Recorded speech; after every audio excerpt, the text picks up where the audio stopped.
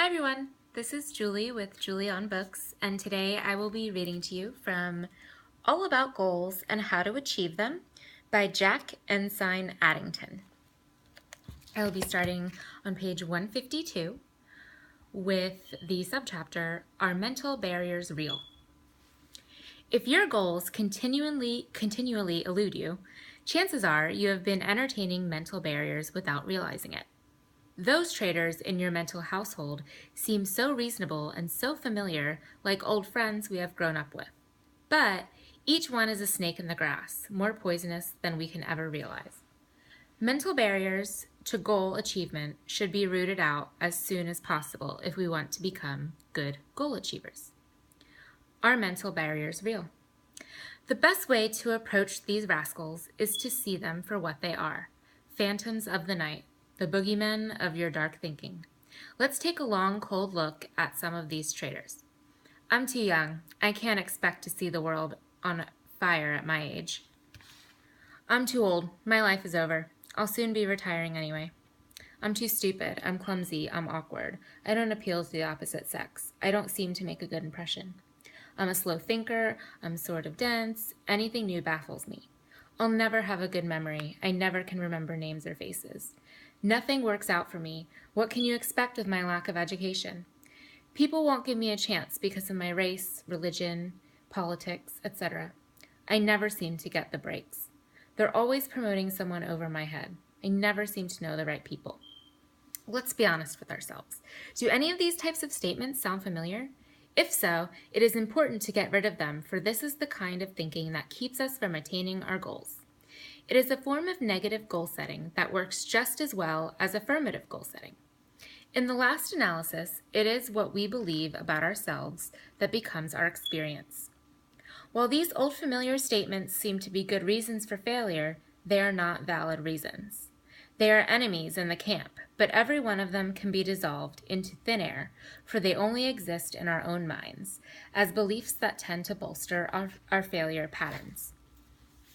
How to overcome mental barriers. A person who has lived in a house for some time may go in and out without paying any attention to the condition of the house, the arrangement of the furniture, or problems that need correcting. But let an interior designer in and every problem area will stand out like a sore thumb. The professional will see all kinds of improvements that could be made. Some of us are able to be our own interior designers, but it takes objectivity. The mental house in which we live is very much like our physical house. It, too, becomes cluttered with non-thinking cliches and prejudices. Prejudice, as the word implies, means prejudgment, prior judgments, rather than today's judgment.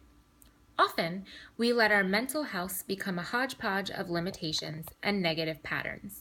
So, the first step in overcoming mental barriers is to get them out in the open and take a good look at them. We need to see them for what they are. A mental inventory is in order. What negative ideas are you entertaining in regard to your health? Take a pencil and paper and write out your opinions of yourself in regard to your health. Write out your health habits and your health patterns. Do any of these constitute limitations or barriers to the good health you would like? Set a goal for healthy living.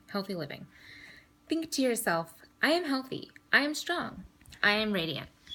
Eliminate everything that is not in accord with this. Have the courage to move toward your goal. The barrier can be eliminated. The wonderful thing about life is that each of us has the power of choice, and once we choose the course of action, life cooperates with us to cause the choice to become our experience.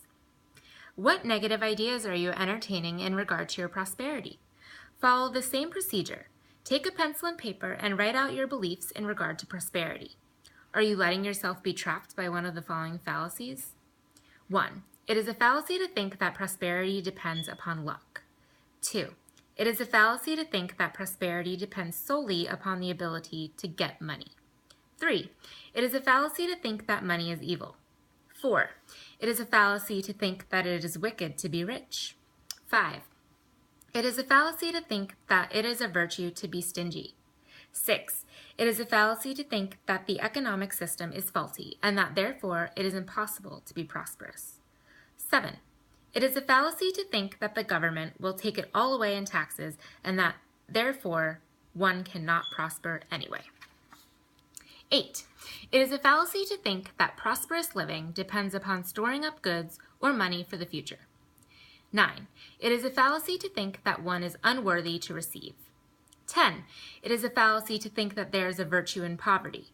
11. It is a fallacy to be a martyr trying to prove that life is against one. 12. It is a fallacy to think that one has to be grim to be prosperous. Money is not evil.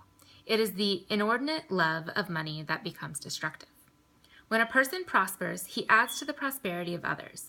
He does not take anything away from others unless he thinks that he has to be a thief to prosper. True prosperity is the result of believing that it is right to prosper through the use of the creativity that indwells each one. Eliminate the words poor and lacking from your vocabulary. Believe it or not, life is for you, not against you. Life wants you to prosper.